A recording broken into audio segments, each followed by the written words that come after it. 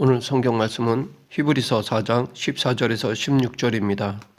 히브리서에서는 예수님을 위대한 대제사장이라고 언급하고 있습니다. 그러하기에 우리는 먼저 히브리서가 어떤 배경에서 쓰였는지를 알아봐야 할 것입니다. 히브리서는 AD 64년경 로마 네로 황제가 그리스도인들을 박해하던 시절에 쓰인 책입니다. 이 박해로 초대교회의 두 큰 지도자 베드로와 바울을 비롯한 수많은 그리스도인들이 붙잡혀서 온갖 처참한 방법으로 죽어갔습니다.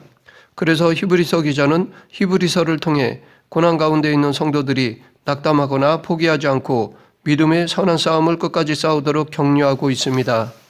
히브리서가 기록된 또 하나의 주요한 목적은 막 복음을 듣고 개종한 유대인 그리스도인들이 박해가 무서워서 다시 유대교로 돌아가는 것을 막기 위함입니다.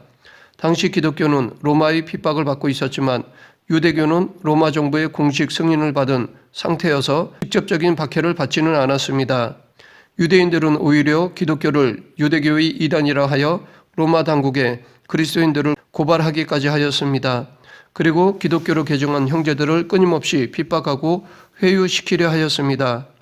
또 그리스도의 복음에 대한 믿음만을 강조하는 기독교와는 대조적으로 유대교는 구약 시대부터 계속되어 온 희생제사와 율법 준수라는 외형적 종교 형태를 유지하고 있어서 사람들에게 훨씬 안정감을 주었습니다. 이런저런 이유로 당시 믿음이 여린 유대인 그리스도인 중에는 다시 유대교로 돌아가려는 이들이 많았고 이것은 안 그래도 핍박으로 두려워하는 교회 전체에 위기를 가져왔습니다. 그래서 히브리서 기자는 예수 그리스도께서 모든 구약의 제사와 율법의 완성임을 강조함으로 그들의 믿음을 붙잡아 주고자 하였던 것입니다. 구약의 예배는 반드시 하나님과 사람 사이에 중재자 역할을 하는 제사장이 필요했습니다. 제사장은 백성들을 대표하여 하나님 앞에 나아가서 죄 용서를 구하는 중보 사역을 했습니다. 그 제사장들을 대표하는 사람이 대제사장입니다. 대제사장의 중요한 직무 중 하나는 1년에 한 번 속죄일에 지성소에 들어가 자신과 이스라엘 온 백성들의 죄를 속하는 속죄 사역을 하는 것이었습니다. 그런 대제사장의 자격에 대해 히브리서 5장 1절부터 3절에서는 대제사장마다 사람 가운데서 택한 자므로 하나님께 속한 일에 사람을 위하여 예물과 속죄하는 제사를 드리게 하나니 그가 무식하고 미혹된 자를 능히 용납할 수 있는 것은 자기도 연약에 휩싸여 있음이라. 그러므로 백성을 위하여 속죄제를 드림과 같이 또한 자신을 위하여도 드리는 것이 마땅하니라 라고 말하고 있습니다. 여기서 대제사장의 첫 번째 자격은 사람 가운데서 택한 자입니다. 즉 자신도 죄를 짓고 무너지기를 잘하는 연약한 인간이기 때문에 다른 무식하고 미혹된 자, 즉 영적 무지로 말미암아 죄의 노예가 되어 자꾸 무너지는 자들을 이해하고 사랑할 수 있는 자여야 한다는 것입니다. 그래서 1년에 한 번 백성을 위하여 속죄제를 드릴 때 대제사장은 먼저 자신을 위하여도 속죄제를 드려야 했습니다. 이렇게 하나님은 당신과 사람의 중재자로 천사를 세우지 않으시고 죄 많은 사람 중에 하나를 세우셨습니다.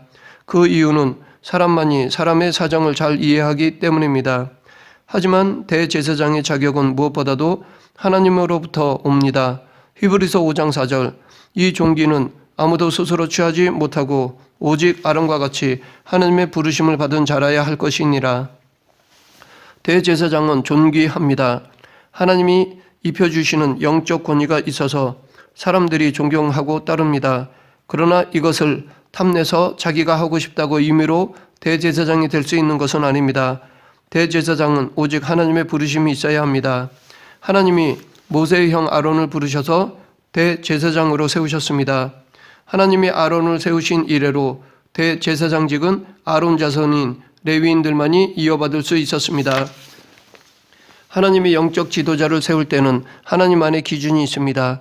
그런데 레위인 제사장들 중에서도 죄짓고 부적합한 사람들이 간혹 나왔는데 그들은 하나님께서 직접 치시든가 제사장 자리에서 쫓아내셨습니다. 이렇게 제사장의 선택은 전적으로 하나님의 주권에 있었습니다. 그러므로 전지전능하신 하나님의 선택, 하나님의 기름 부으심을 우리는 인정하고 존중해 드려야 합니다. 대제사장에게 순종하는 것은 그가 아니라 그를 세우신 하나님을 존경하고 따르는 것입니다. 물론 대제사장 또한 그 자리가 하나님이 주신 것이기에 하나님의 뜻을 이루어야 하지 그 권위로 자기의 뜻을 이루어서는 안 되었습니다. 대제사장의 두 가지 자격 요건은 자신도 육체를 입은 연약한 인간일 것과 하나님의 부르심을 입은 자여야 한다는 것이었습니다.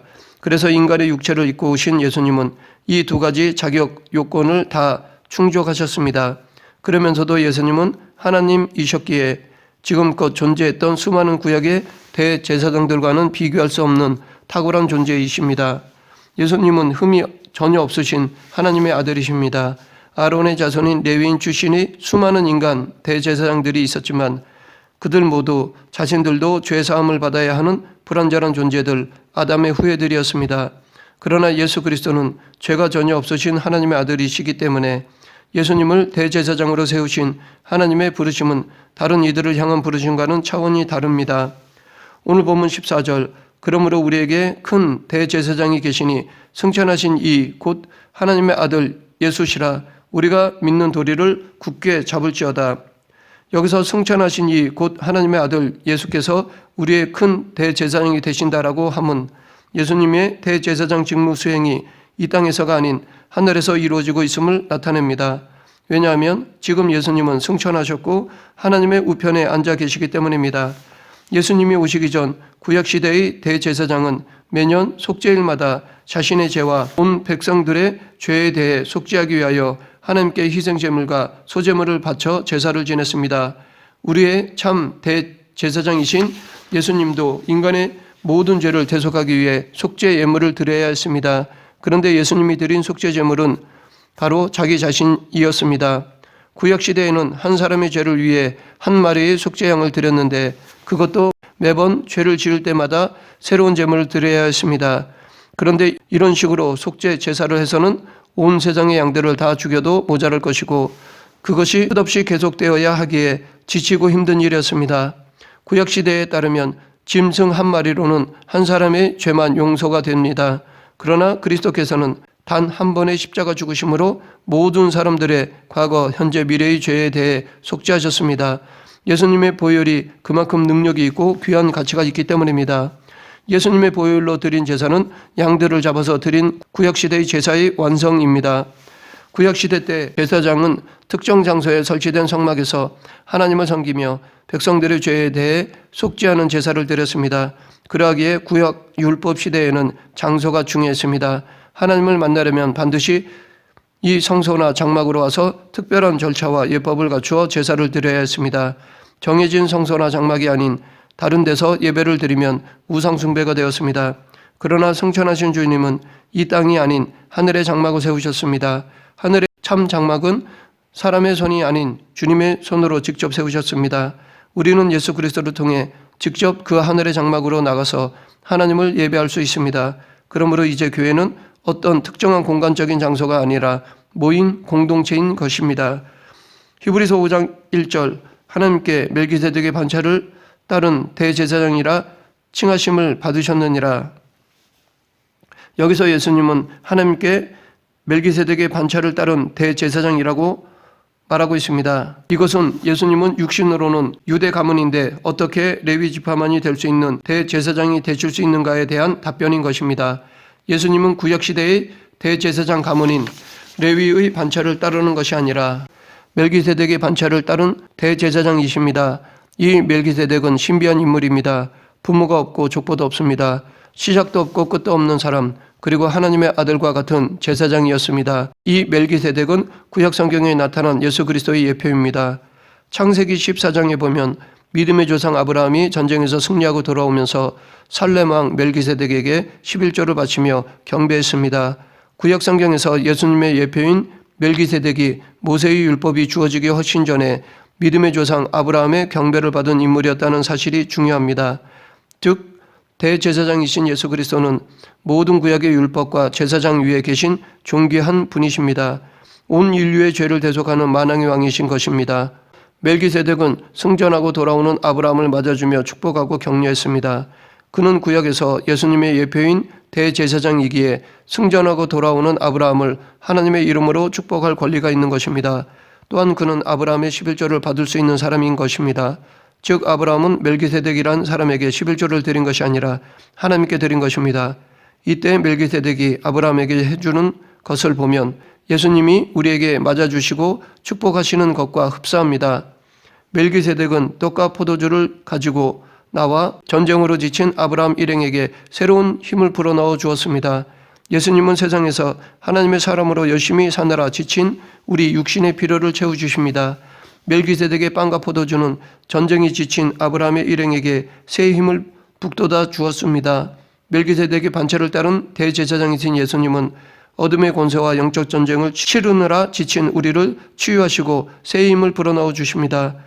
큰 핍박 가운데서 기록된 히브리서는 유대인 그리스도인 중에서 유대교로 다시 돌아가려는 성도들 그리고 구약 율법 시대의 종교의식에 비해 신약의 복음이 열등하다고 생각하는 유대인 그리스도인들을 잡아주기 위해 쓰인 책이기에 유독 히브리서에는 구약 율법의 시대와 신약 복음의 시대가 서로 대립하는 것이 아니라 연결선에 있다는 것을 강조하고 있습니다. 오늘날도 구약과 신약을 대립시켜서 생각하는 사람들이 있는데 예수 그리스도라는 하나의 맥이 신구약 성경 속에 흐르고 있다는 것을 잊어서는 안 될 것입니다.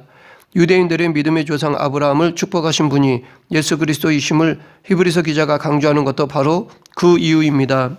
구약시대의 율법과 제사는 잘못된 것이 아니라 낡은 것입니다. 쓸모없다고 폐기할 것이 아니라 업그레이드 되어야 합니다. 하나님은 예수 그리스도의 새 언약이 주어지기 전에 맛보기와 모형으로 율법과 제사를 주셔서 구약시대를 버티게 하셨습니다. 새 언약을 기대하기 위해 주신 것입니다. 구약의 제사장들도 오실 대제사장 예수 그리스도의 모형이자 광고판으로 오실 그분을 기대케 하기 위해 주셨습니다. 양들을 희생제물로 드리는 제사도 영원한 어린 양 예수 그리스도의 십자가 보혈을 상징하기 위해 주신 것입니다. 이 모든 언약의 완성이신 예수님이 우리의 대제사장 되십니다. 우리의 영원한 대제사장 되신 예수 그리스도를 통해 우리는 언제 어디서나 담대하게 예수님 보좌 앞으로 나아갈 수 있게 되었습니다. 그러면 위대한 대제사장 예수 그리스도께서 우리를 위해 하시는 일은 무엇일까요? 첫째, 시험을 이기도록 도와주십니다. 오늘 본문 15절 우리에게 있는 대제사장은 우리의 연약함을 동정하지 못하실 이가 아니요 모든 일에 우리와 똑같이 시험을 받으신 이로되 죄는 없으시니라. 예수님은 이 땅에서 인간의 육체를 입고 사시면서 우리가 겪는 삶의 모든 아픔을 다 겪으셨습니다. 그래서 주님은 그 누구보다도 우리의 연약함을 알고 우리의 아픔을 이해하십니다. 그러하기에 우리는 주님께 나아가 고난 속에서 느끼는 아픔과 상처를 토해낼 수 있는 것입니다.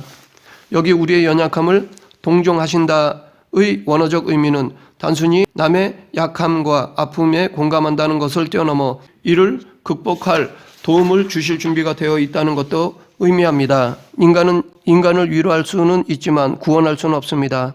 그러나 예수님은 다르십니다. 예수님은 우리의 약함과 고통을 누구보다도 잘 이해하시면서도 동시에 우리의 그 약함 넘어 승리로 이끄실 수 있습니다. 그분은 우리의 눈물을 닦아주시면서 다시 일어나 재기할 수 있게 하십니다.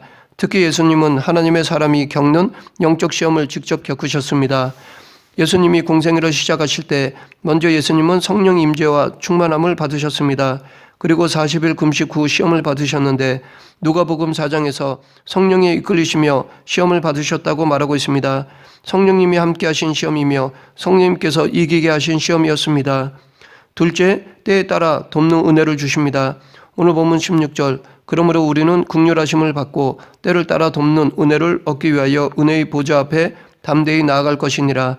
여기 때를 따라라는 말의 원어적 의미는 우리가 간절히 도움이 필요할 때를 말합니다. 즉 하나님의 은혜는 정확한 타이밍에 주어집니다. 꼭 필요한 순간에 얻는 도움보다 더 감사한 일은 없을 것입니다.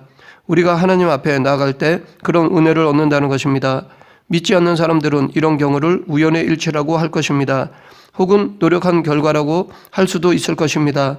그러나 다른 순간에도 일어날 수 있었던 일이 바로 그 순간에 일어난 것은 모든 것을 주관하시는 하나님의 섭리적 은혜입니다. 또한 은혜의 보좌 앞에 담대히 나아갈 것에서 담대히라는 말 안에는 거침없이 주눅들거나 어려워하지 않고 자신 있게라는 의미가 담겨 있습니다. 우리가 감히 만군의 여호와 하나님 앞에 그렇게 나아갈 수 있는 것은 바로 중보자이신 대제사장 예수 그리스도를 통하기 때문입니다. 이런 특권을 우리는 항상 누려야 합니다. 그러기 위해서는 쉬지 않고 기도해야 할 것입니다. 셋째, 우리를 위해 중보 기도하십니다. 대제사장은 백성과 하나님 사이를 중보하는 자입니다. 그래서 그의 중요한 사역 중에 하나가 백성들을 위해 중보 기도하는 것이었습니다. 예수님은 이 땅에 계셨을 때부터 우리를 위해 중보 기도하셨습니다.